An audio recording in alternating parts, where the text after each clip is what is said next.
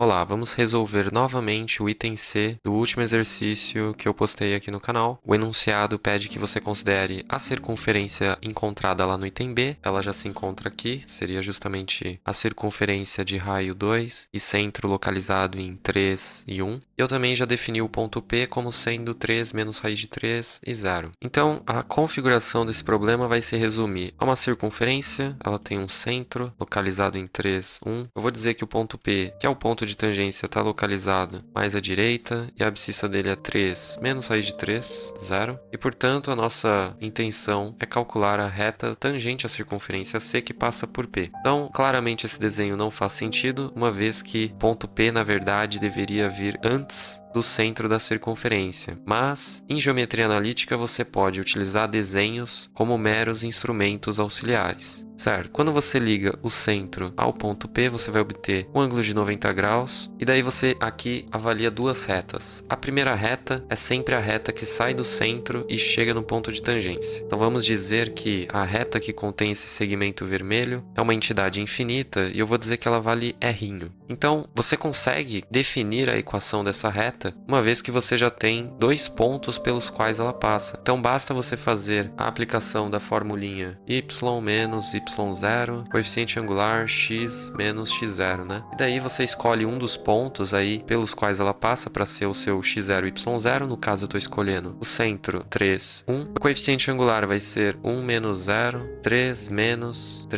raiz de 3. Daí você multiplica por x menos 3. Então, isso aqui vai acabar dando 1 sobre raiz de 3, x menos 3, y menos 1. Então, essa seria a equação da reta que contém o segmento vermelho. E, na verdade, o seu intuito com essa reta que contém o segmento vermelho é apenas calcular o coeficiente angular, ou seja, esse termo 1 sobre raiz de 3. Então, eu vou dizer que mr é 1 sobre raiz de 3. E bom, por outro lado, você também tem esse segmento verde aqui, que está contido na reta tangente à circunferência C, que passa por P. Vamos dizer que você tem uma reta S que contém o segmento verde. Como essas duas retas que contêm esses segmentos verde e vermelho são perpendiculares, existe uma propriedade muito interessante que vai dizer o seguinte. Você vai dizer que retas perpendiculares em 2D apresentam um produto dos coeficientes angulares igual a menos 1. Ou seja, se você tem o coeficiente angular da reta R, para você obter o coeficiente angular da reta S, basta você inverter o coeficiente da reta R e trocar seu sinal. Então, você nem precisa usar a fórmula, é mais a ideia mesmo. Então, ms vai ser, bom, eu inverto o coeficiente mr, ou seja, eu fico com raiz de 3, e eu troco o sinal. Se era mais, fica menos. Então, tá aí o seu ms. Uma outra dica que dá para aplicar nesse tipo de problema é: e se eu não tivesse a equação reduzida propriamente dita? No caso da equação da reta R.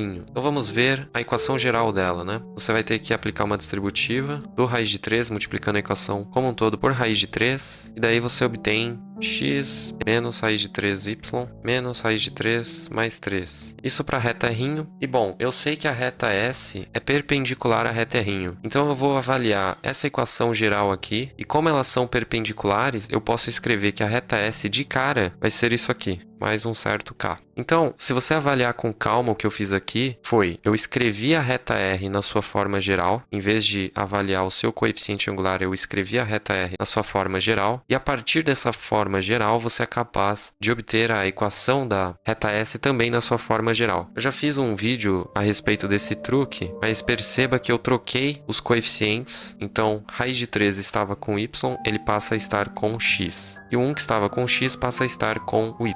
E adicionalmente, eu troquei o sinal de uma das variáveis, por assim dizer. Então, você percebe que quem estava com sinal negativo era o y, e eu decidi colocá-lo como sinal positivo. E a outra variável você mantém com o mesmo sinal. Então, você pode escolher qual será a variável que terá seu sinal alterado. Eu gosto de trabalhar com números positivos, então eu mantenho o sinal de x e troco o sinal de y. Como o sinal de y era menos, por conta dessa designação, ele acaba virando um mais. Se você não entendeu muito bem, assista aí ao vídeo que está aparecendo no card. E o que seria esse k? Esse k vai ser uma variável que você vai encontrar a partir da substituição de um ponto nessa reta S. Como o ponto P pertence à reta S, você pode substituir a abscissa e a ordenada dele para descobrir o valor de K. Então, bom, eu vou dizer que o ponto P pertence a S e o P, ele é 3 menos raiz de 3, 0. Então, eu vou fazer raiz de 3, que multiplica 3 menos raiz de 3, mais 0, mais K, isso dando 0. E aí, você já obtém o valor de K sendo igual a 3 raiz de 3 menos mais 3. Portanto, você acaba de descobrir a forma geral da reta S, dado que você encontrou o valor de K.